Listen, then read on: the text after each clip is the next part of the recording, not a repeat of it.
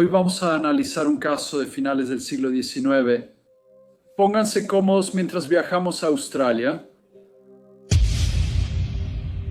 Sarah Jane Sutcliffe nació el 20 de diciembre de 1845 en la calle Sussex, Sydney, Australia.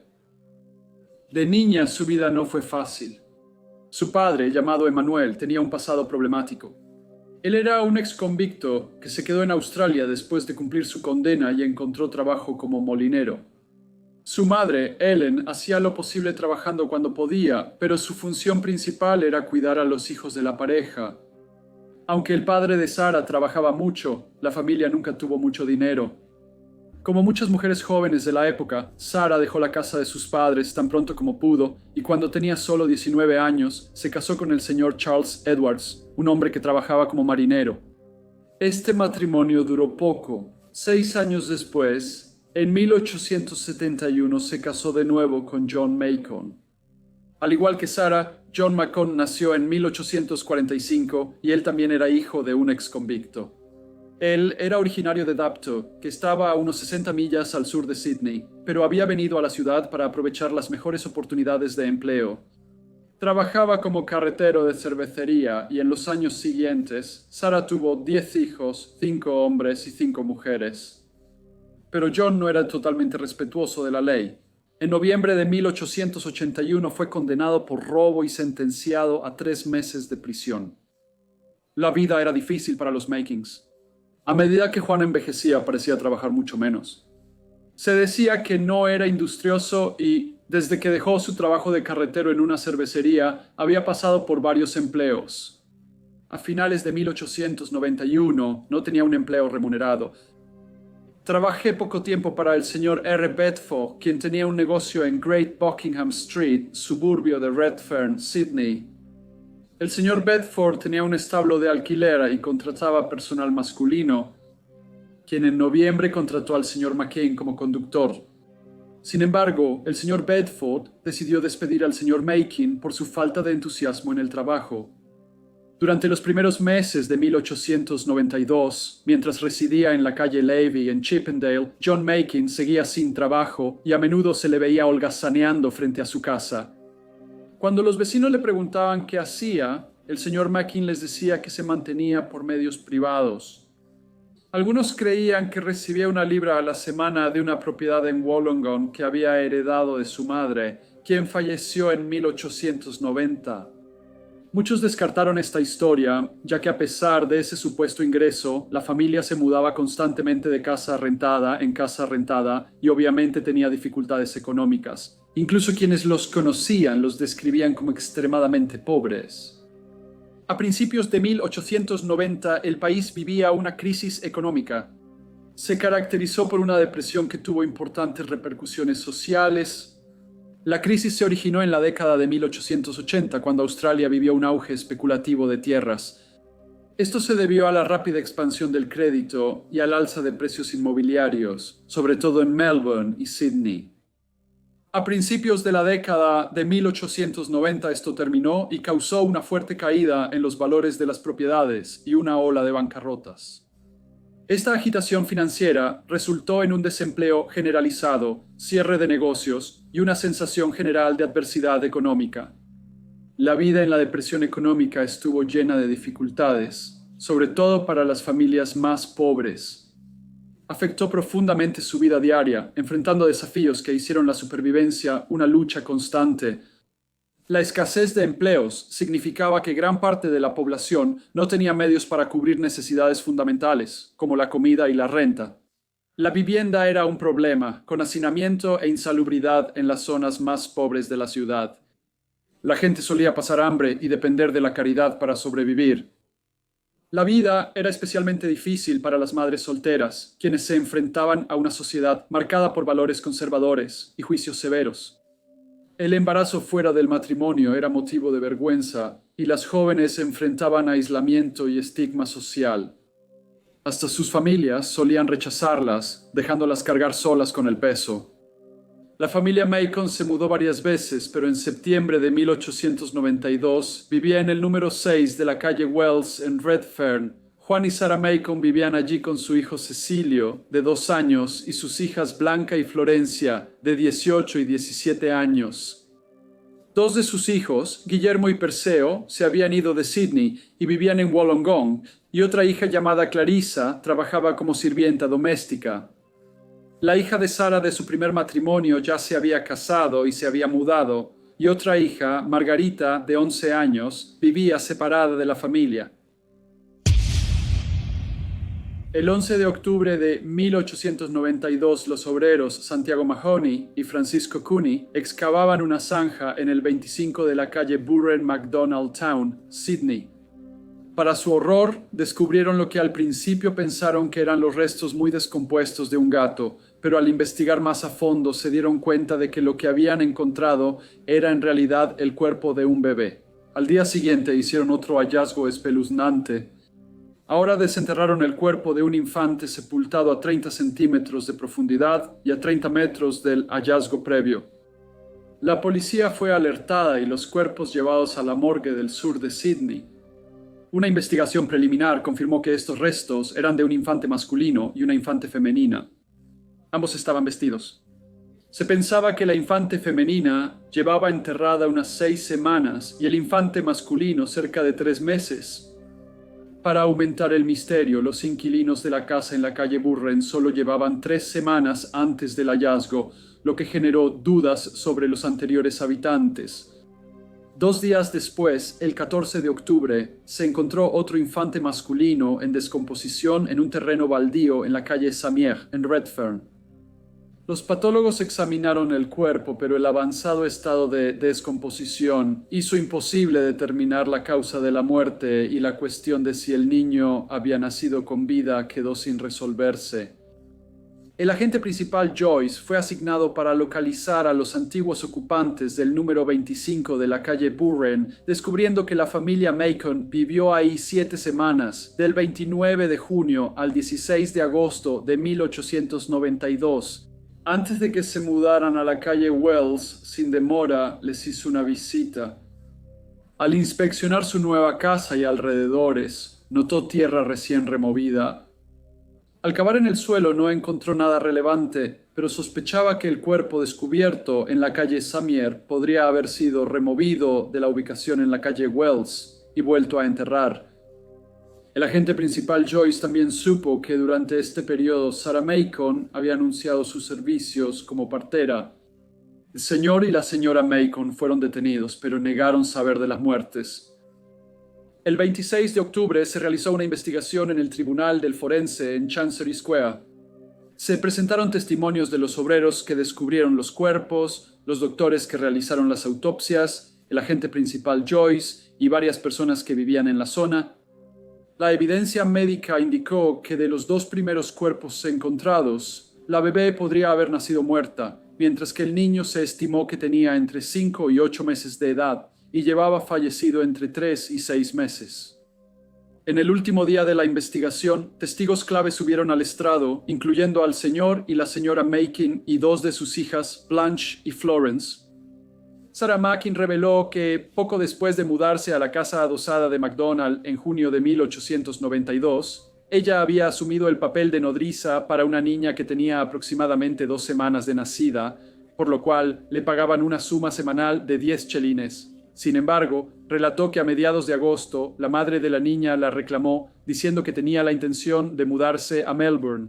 La señora Macon enfatizó que esa niña en particular había sido la única que había recibido en ese lugar. Declaración que fue corroborada por su esposo e hijos. Al resumir, el forense de la ciudad, John Walk, reconoció que el caso estaba rodeado de sospechas. Afirmó que los cuerpos fueron colocados discretamente donde los hallaron, pero tras una breve deliberación, el jurado dio un veredicto abierto. La evidencia presentada no ofreció suficiente información sobre cómo murieron los 3 bebés. El misterio se profundizó en las semanas siguientes cuando, el 2 de noviembre, el sargento James Joyce y el agente Alexander Brown iniciaron una excavación en el patio de la calle Barron. Pero aquí hallaron otro descubrimiento escalofriante: 5 cuerpos más de bebés, enterrados en tumbas poco profundas en el patio trasero. John y Sarah Macon fueron arrestados junto con sus hijas Blanche y Florence. Después los trasladaron a la estación de policía de Newtown. Blanche reveló que recordaba a su madre cuidando a 3 bebés al mismo tiempo. Esto contradecía su declaración anterior, donde había afirmado que su madre solo había cuidado a un niño. Blanche explicó que su madre le había ordenado negar saber de la presencia de otros niños en la casa. La policía cree que uno de los bebés fallecidos se llamaba Mignonette Bothamley, la hija ilegítima del señor Horace Bothamley y la señorita Minnie Davis, quien había nacido el 10 de junio de 1892. La pareja relató a la policía una historia desgarradora. Dijeron que, enfrentando circunstancias difíciles, habían puesto un anuncio en el Sydney Morning Herald el 21 de junio, buscando a una persona de buen corazón que adoptara a su hija. El señor John Macon, usando el alias Bert, respondió al anuncio. Dijeron que él los visitó y aceptó llevarse al bebé por una tarifa de 10 chelines a la semana, asegurándoles que podían visitar a su hija cuando quisieran. De buena fe, dejaron al bebé y algo de ropa con la familia Macon en su residencia de la calle George en Redfern. Sin embargo, agregaron que poco después, los Macon se mudaron a Buren en McDonald Town, pero siguieron visitando y pagando la tarifa semanal. Durante una visita, dijeron que notaron una tarjeta impresa que decía «Señora Macon, enfermera de damas y partera calificada». Enfrentaron a la señora Macon, quien admitió que no les había revelado su verdadero nombre. La señorita Davis luego le comentó al oficial que sus preocupaciones aumentaron con el tiempo. Entonces, de repente, los Macon les informaron que su bebé tenía un resfriado y poco después su salud empeoró gravemente. John Macon había prometido llevarla al médico, pero 1 o 2 días después envió un telegrama diciendo que la niña había fallecido.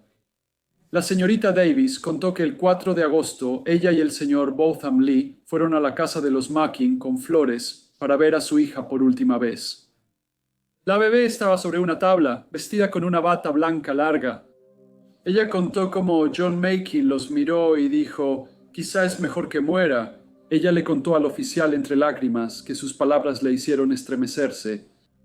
La señorita Davis agregó que cuando preguntó sobre la causa de la muerte, el señor Macon dijo que ella se había consumido y le aseguró que obtendría un certificado médico. Ya se había encargado un ataúd y él pidió a ella y al señor Botham Lee 2 libras para cubrir los gastos del entierro. Después de esta declaración, John, Sarah Blanche y Florence Macon fueron arrestados y acusados de causar la muerte del niño. Los investigadores anunciaron que excavarían los patios de varias casas ocupadas por la familia Macon en los últimos 4 años. El agente principal, Joyce, sospechaba que durante este periodo los Macon habían estado involucrados en lo que entonces se llamaba cría de bebés. La cría de bebés era una práctica sombría que surgió en el siglo XIX y principios del siglo XX, principalmente en áreas urbanas. Consistía en el cuidado temporal de bebés, a menudo nacidos fuera del matrimonio o de padres que enfrentaban circunstancias difíciles. Tristemente, muchos de estos llamados criadores de bebés operaban bajo una regulación limitada y sus intenciones eran más por beneficio económico que por el bienestar de los niños. Como resultado, innumerables bebés puestos bajo su cuidado sufrieron negligencia, desnutrición e incluso la muerte. Para mediados de noviembre ya se habían registrado los patios en las calles Botany, East y Kettle. Aunque no se hicieron descubrimientos, se planearon búsquedas posteriores en otras propiedades donde se sabía que los Macons habían vivido. El caso había cautivado la atención del público. El caso apareció en todos los periódicos y se volvía una de las investigaciones criminales más misteriosas en la historia de Sydney. La sospecha recaía sobre la familia Macon, mientras la ciudad enfrentaba el enigma de los cuerpos de los bebés y las preguntas sin respuesta sobre sus muertes. A medida que la policía investigaba más a fondo, las identidades de más de estas pobres y fallecidas almitas salieron a la luz. Agnes Ward, una sirvienta doméstica, les dijo que había dado a luz el 12 de febrero de 1891 y que había arreglado para que John y Sarah Macon adoptaran a su hijo, a quien había llamado Chiles. Dijo que había acordado pagarles 5 libras. Claire Risby, otra sirvienta, Les dijo a los oficiales que su hija había nacido el 15 de abril y que ella también había pagado 5 libras a los Makin para que la adoptaran, solo que a ella le dijeron que su nombre era McLachlan. Mary Stacy, otra sirvienta doméstica, respondió a un anuncio de una familia que buscaba un bebé. En junio de 1891, los Makin, haciéndose pasar por la familia Rafe, se ofrecieron a cuidar a su bebé si ella pagaba una tarifa de 3 libras. Agnes Todd, quien también trabajaba en el servicio doméstico, había dado a luz a una niña a la que llamó Elise en diciembre de 1891. Unos meses después, ella había aceptado pagarle al señor John Makin 3 libras para que se llevara a la niña. Ella contó que él recogió a la bebé de la señora Sutherland, quien la había cuidado antes. La señorita Todd dijo que el señor Makin dio una dirección en el 109 de la calle George Redfern en mayo. En 1892, Amber Murray, quien en ese momento tenía 18 años, dio a luz a un niño al que llamó Horacio. Ella le dijo a la policía que el 25 de junio publicó un anuncio en el Sydney Morning Herald buscando a una persona maternal para que adoptara a su hijo, ofreciendo pagar una pequeña prima. Ella continuó diciendo que este anuncio fue respondido por el señor y la señora Makin, quienes usaron un seudónimo, el señor y la señora Hill. Ellos la contactaron, expresando su disposición para adoptar al niño por una tarifa de 3 libras y le aseguraron que podían brindarle al bebé el amor y la atención de una madre. Cuando la policía preguntó si la pareja dejó una dirección, ella dijo que sí, 109 de la calle George en Redfern. La policía sabía que luego de esto, los Makins se mudaron rápidamente a la calle Burren en MacDonald Town, Sydney. Las autoridades buscaron en las antiguas casas de los Makins y hallaron más cuerpos de bebés. Los fiscales alegaron que el motivo de la familia Makin era el beneficio económico, ya que aceptaban cuidar bebés a cambio de pagos por el cuidado infantil, pero recurrieron a actos atroces para engañar a los padres y seguir recibiendo dinero. Cuando la policía le mostró a la señorita Amber Murray la ropa que uno de los bebés llevaba puesta, ella confirmó que le pertenecía a su hijo. Tras los exámenes realizados por el forense de la ciudad, John y Sarah Macon enfrentaron cargos por causar la muerte de Horacio Murray, el hijo ilegítimo de la señorita Amber Murray, o alrededor del 27 de junio de 1892, y fueron enviados a juicio en el Tribunal Penal Central. Además, fueron acusados de causar la muerte de Mignonette Bottomley, la hija ilegítima de Horacio Bottomley y Minnie Davis, quien se cree que murió a finales de julio o principios de agosto de 1892. El caso ya había causado sensación en Sydney, incluso antes de que comenzara el juicio. Comenzó el 6 de marzo de 1893 y fue presidido por el juez Esteban. El señor y la señora Mackey fueron acusados del asesinato doloso y malicioso del hijo ilegítimo de Amber Murray y de la hija ilegítima de Horacio Bottomley y Minnie Davis. Desde el inicio fue un caso complejo y emotivo. Los cargos surgieron por hechos ocurridos entre junio y agosto de 1892 en Redfern, un suburbio de Sydney. El segundo cargo era esencialmente una medida de contingencia establecida para abordar posibles problemas relacionados con la identidad del niño. Los Makins se declararon no culpables de ambos cargos y estuvieron representados por el abogado Thomas Williamson. El juicio en sí fue sumamente dramático. Juan Makin mostró indiferencia, cruzando piernas y brazos, mientras estaba en el banquillo durante la intervención del fiscal de la corona y los testimonios. Sarah Makin, en cambio, cubrió su rostro con un pañuelo. Amber Murray fue testigo clave durante todo el proceso. Ella detalló la secuencia de eventos que la llevaron a entregar a su hijo recién nacido a los Makin. Ella hizo una identificación conmovedora al reconocer que la ropa encontrada en los restos del niño era la misma que su hijo llevaba puesta cuando se lo confió a los Makin. Cabe destacar que el vestido era uno que ella misma le había hecho y la camisa le había sido regalada para el bebé. En el segundo día del juicio, Eduardo Jordán, entrenador de caballos encarcelado con Juan Macon en la estación de policía de Newtown, declaró que Macon le confesó haber desechado a 8 bebés. También dijo que el señor Macon se había jactado de que ningún médico podría probar que había envenenado a alguno de ellos, ya que nunca había adquirido químicos de un farmacéutico. El caso de la corona, dirigido por el fiscal Patricio Healy, concluyó en el tercer día. Sin embargo, los Makins decidieron no hacer una declaración ni presentar ninguna evidencia en su defensa. Luego, el jurado inició las deliberaciones.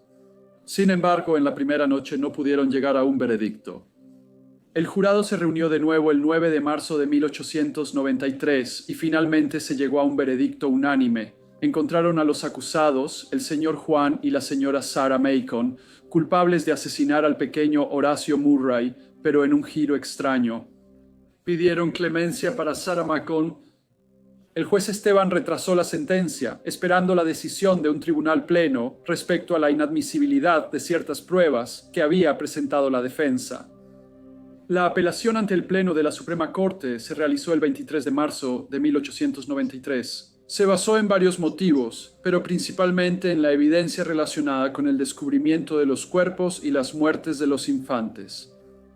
El Pleno de la Corte se tomó una semana para deliberar antes de emitir su veredicto, el cual confirmó las condenas.